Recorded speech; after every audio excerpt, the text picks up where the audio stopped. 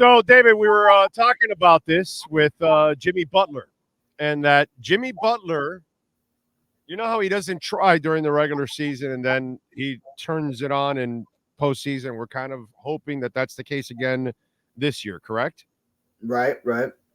So I made the analogy that it's kind of like being married to a fine-ass woman, right? Let's say I'm going to throw – do you know who Paige Spiranek is?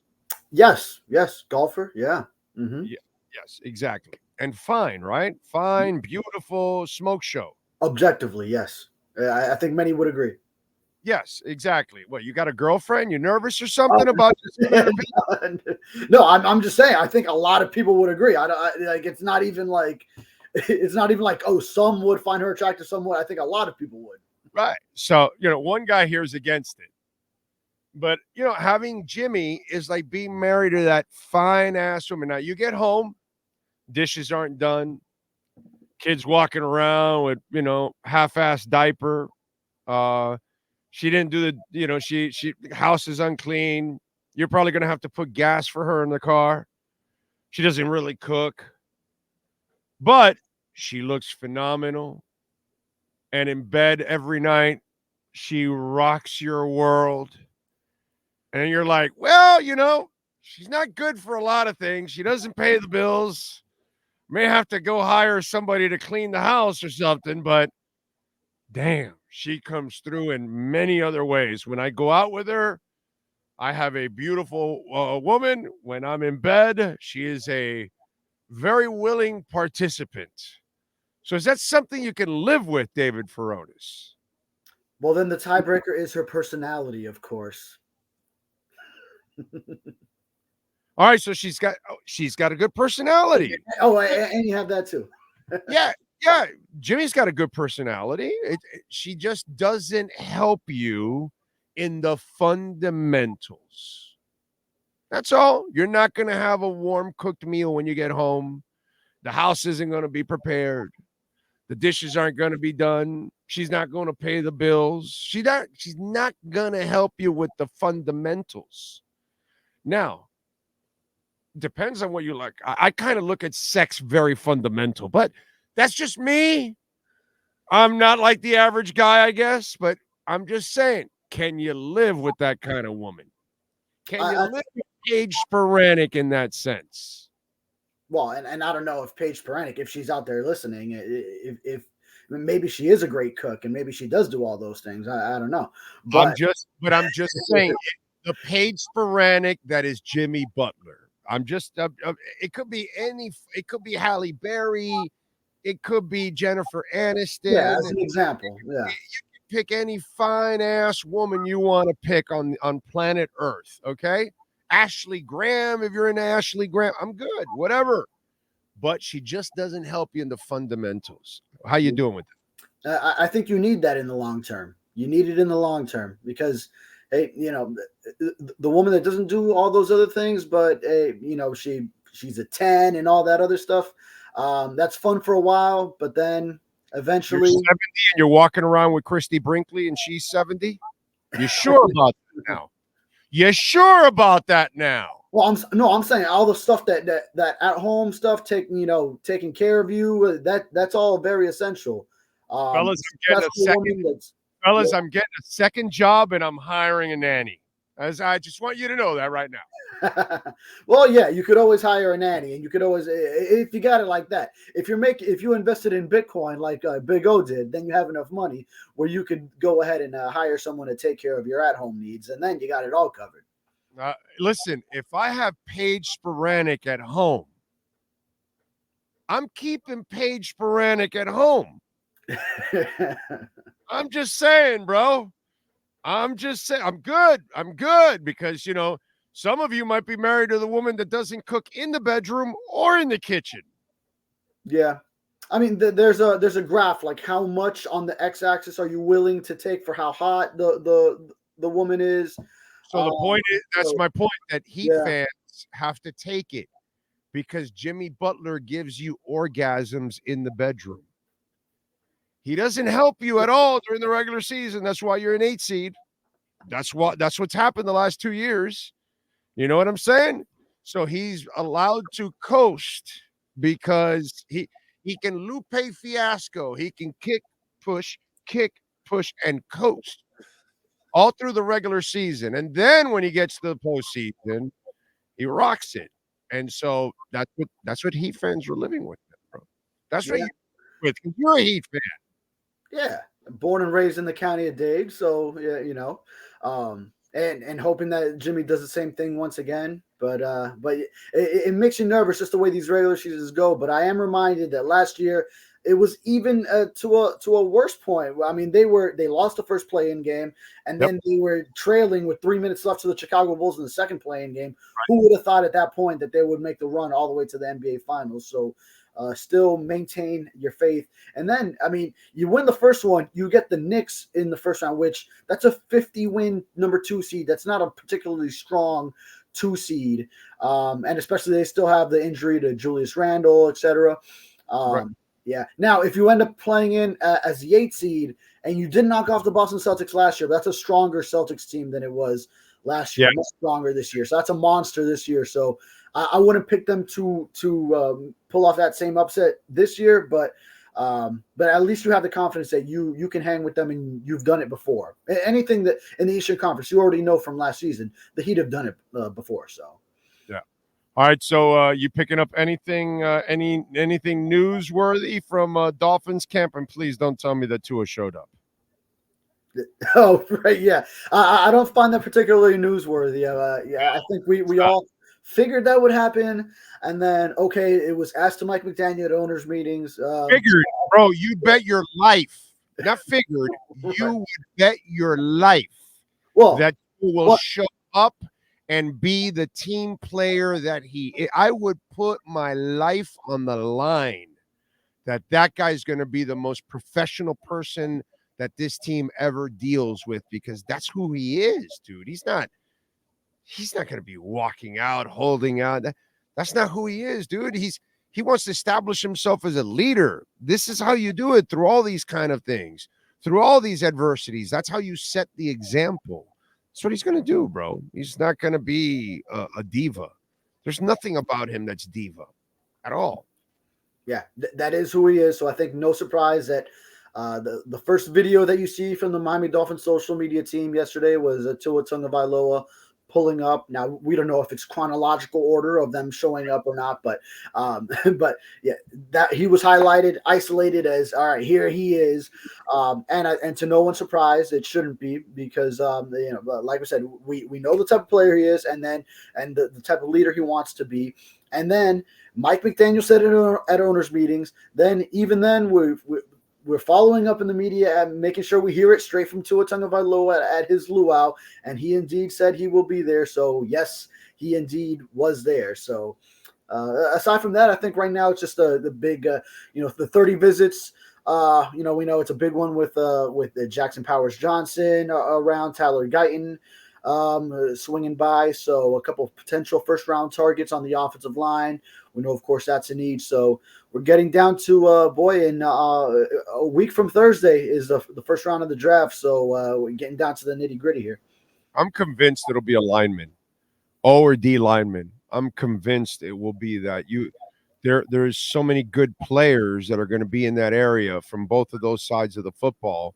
So if it's a D lineman, a tackle, or a pass rusher, one way or another, I think, or obviously a tackle guard, that kind of stuff, a guy, because the Guyton guy can play, multiple positions. Like a lot of the guys that they got this offseason, I think they may target like that also. And towards that part of the draft, the interesting part is that a lot of the linemen that are going to be available actually play guard and tackle. So I think, and then Jackson Powers Johnson obviously would be a center.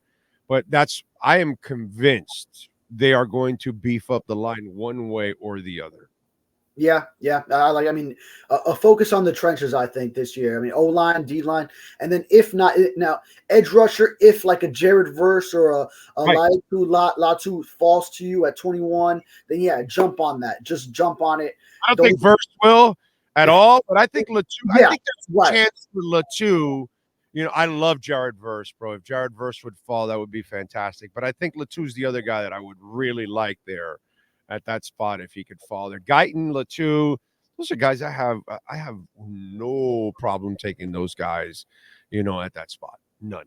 Yeah, those guys. Yeah, we mentioned JPJ, and then in my mock draft last week, then I had a trade down scenario because I do see that there's just a lot of O linemen that could go in that range, and if you have multiple of those around, and you could add some extra draft capital, not have a gap between 50 and 150, what was it, 55 and 150, whatever is their fifth round pick, then you could add maybe a third rounder by a small trade down. And then there's Graham Barton is also their Duke versatile offensive lineman who can play on the interior. So there's a lot of guys in that range. If on the defensive line, if a Byron Murphy was there out of Texas, then I like that. In my mock draft, I did have him going to the Rams a couple picks before that, with Aaron Donald retiring, that he would be a nice replacement for them. But if there's scenarios where Latu, Murphy are there, if it's one of those linemen, a trade down scenario, I think there's a lot of options that Chris Grier can operate with when that pick rolls around at 21. By the way, the best entrance was Jonnu Smith with the Cybertruck. Oh yeah, how about that? Huh? That was nice. That was slick. I'll tell you what. I mean, you go through that parking lot. Now they have separate parking for us now, but the first year of the new facility, then we'd often have to go through because there was still some construction going on. So for our media lot, we'd have to actually drive through the player lot. And then I didn't have like connecting the dots on whose car was whose or anything, but some of the whips that you would see in that parking lot were pretty impressive, and some huge trucks. I mean, like some guys are driving monster trucks on the team, taking up multiple parking spots. So if you made the bank, you would treat yourself to a nice vehicle, man. And especially, see, if you're in New York, that's a waste of money, right? Because you're not going to do a lot of traveling in a car. There's a lot of subway, a lot of travel. There's, mass transit is normal there. But when you live in Florida or California or Texas, you're going to live in your freaking car.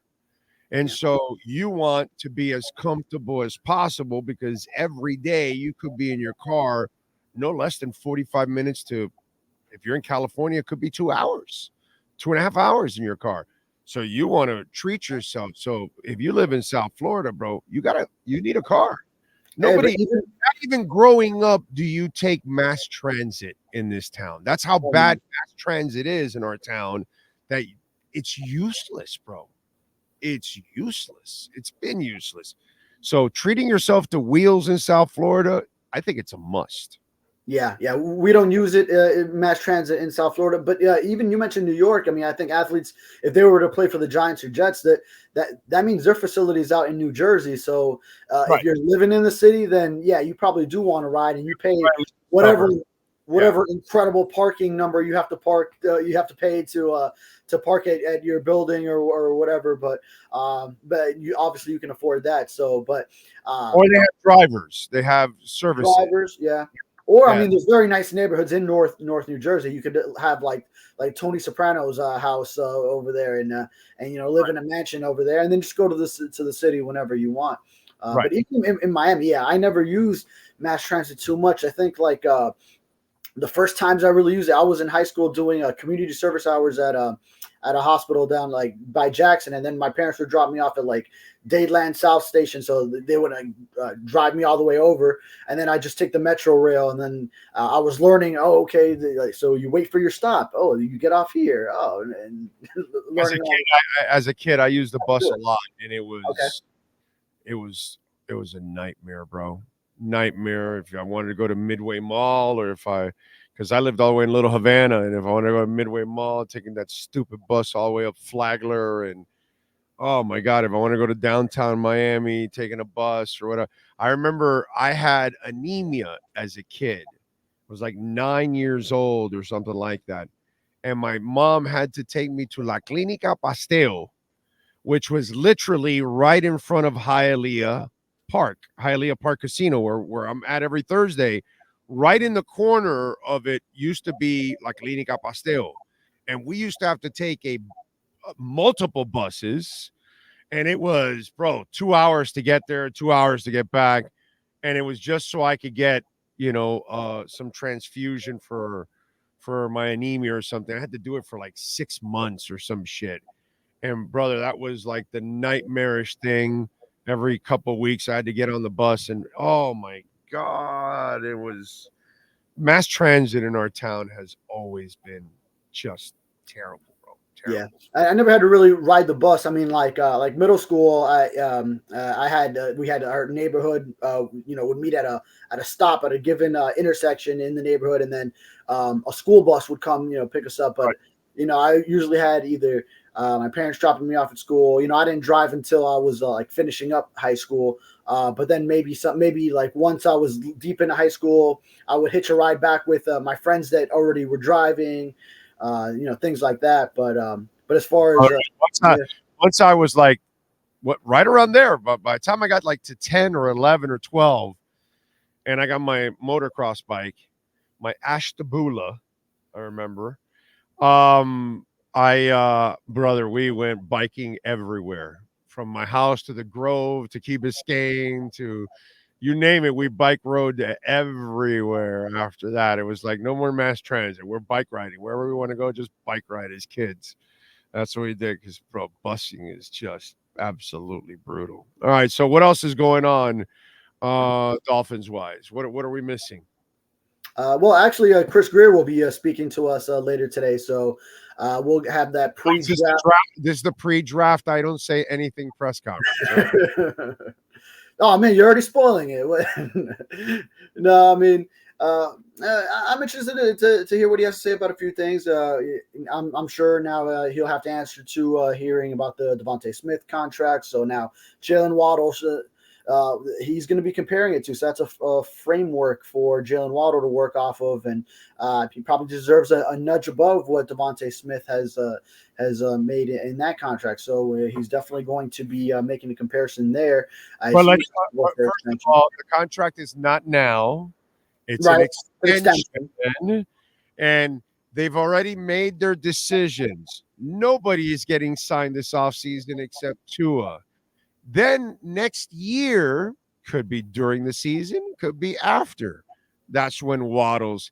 This doesn't do anything to Waddle's situation. It doesn't hurry it up.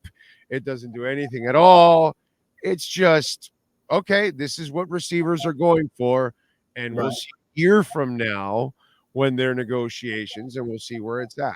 But yeah, I would imagine, you go ahead and exercise that 5th-year option. We know that for sure with Jaylen Waddle, and then that gives you another year. Now the thing is, the wide receiver market just continues to explode and skyrocket year to year.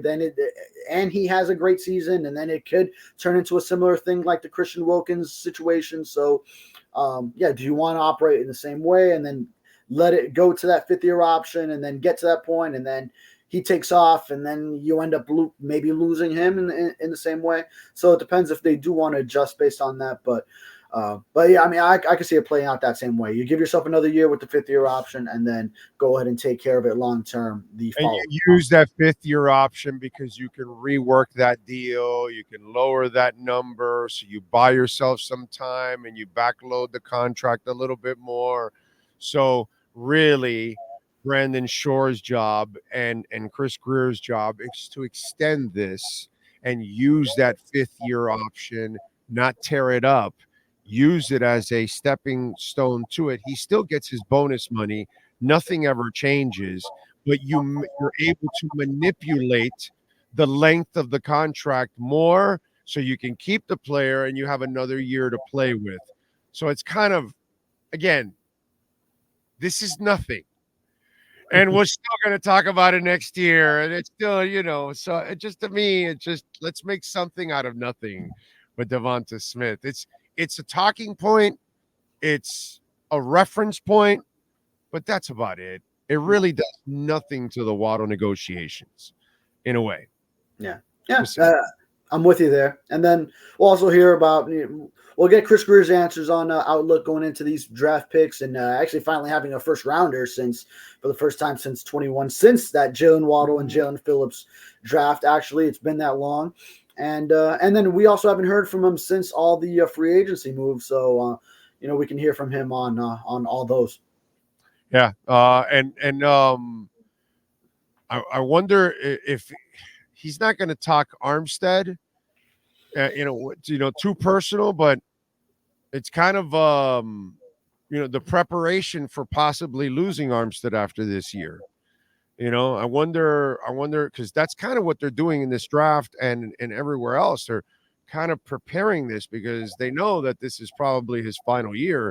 So that's why, lineman looks pretty good for them at 21, because you're going to have to plan for life after, Teron Armstead. And by the way, I throw it out there, I think your left tackle is already on the team. Just so you'll know. Are you saying the future left tackle? Mm-hmm. Keon Smith? Mm-hmm. Oh. What would it be? Austin Jackson going to left tackle? Huh. Yep. And he hasn't played well there, right? But yeah, and for a while, it hasn't been there. That was the old Austin Jackson. Right. The new Austin Jackson is much more confident. And if he continues on this trajectory and he dominates on the right side and plays really well this year, you saw him blocking downfield like 40 yards. Oh, yeah, he can do that. He's super athletic. Mm-hmm. So you're going to bring in a young guy in.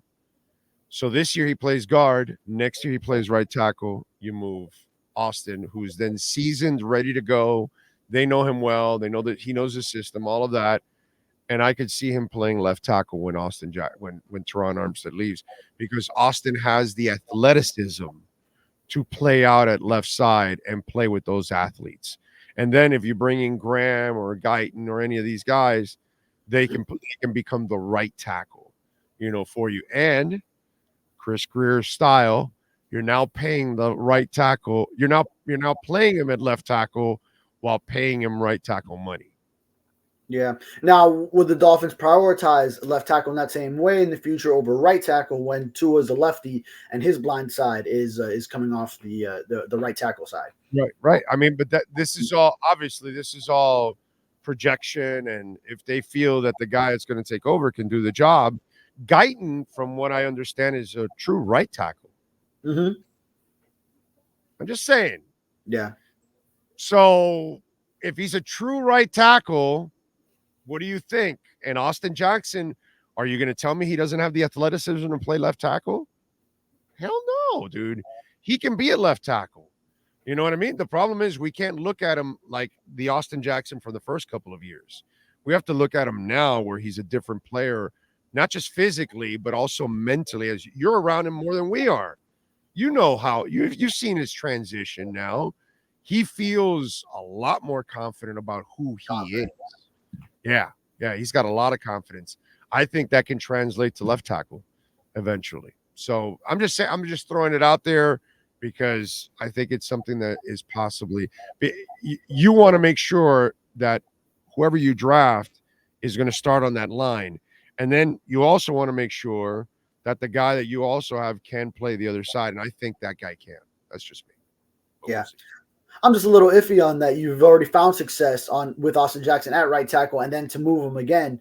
But I mean, if it is indeed a new Austin Jackson these days, so I would think at this point he could handle that, and then view it as okay. Now I'm going back to that premium position of left tackle, albeit for a lefty throwing quarterback. But left tackle, that's that premium position. That's where Teron Armstead was.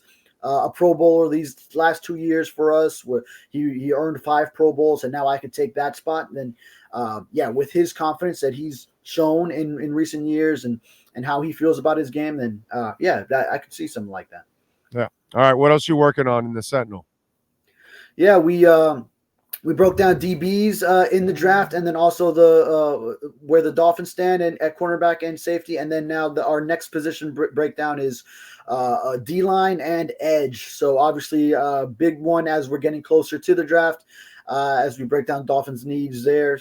And also, we have Chris Greer coverage for his media availability this afternoon. So check out what he says in the Sun Sentinel.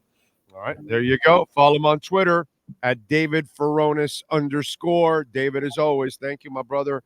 We will catch up later in the week. Thank you. You got it. Welt Rheaume, two amazing people. They're great lawyers, but they're amazing people. And to me, that's actually the most important part, because you got to get first to the person. And when the person actually cares about their clients, that's where they're going to go all the way. And it doesn't matter. I've seen them with cases where they have 150, 200 clients going up against a major corporation or just one client. Lots of our listeners have gone. Myself, my wife and myself, Progressive. My wife got a little hard-headed. And when those kids went through the wall of our house, I was like, let me call Jeff and Dan. She's like, no, let me handle it first. I'm like, so I try to walk you, because, I do stupid shit all the time. And so when I do stupid shit, I try to learn from it, and then I want to help you so you don't end up doing the same thing. These insurance companies want us to call because you and I don't know the loopholes and all the laws. Lawyers do. They know it, and they know it very well. And when they call the insurance company on your behalf, the insurance company is all of a sudden like this. Oh, shit. Because they know now they're not dealing with you and me. And that's what they were doing. They're dealing with my wife and giving her the runaround. I said, enough's enough. You tried, right? Let me call Jeff. And sure enough, brother, they brought him to their knees. They were trying to rip us off.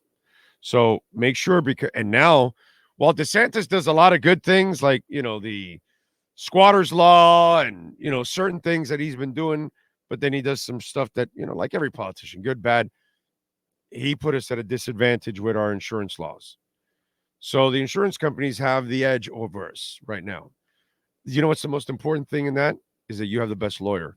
Because if you don't have the best lawyer, you're not going to get what you deserve, what you pay for your premium. So call Welt Rheaume, 954-966-4646. Bankruptcy, homeowner property damage, condo damage, criminal defense, business owner claims, commercial litigation, personal injury. Welt Rheaume, 954-966-4646.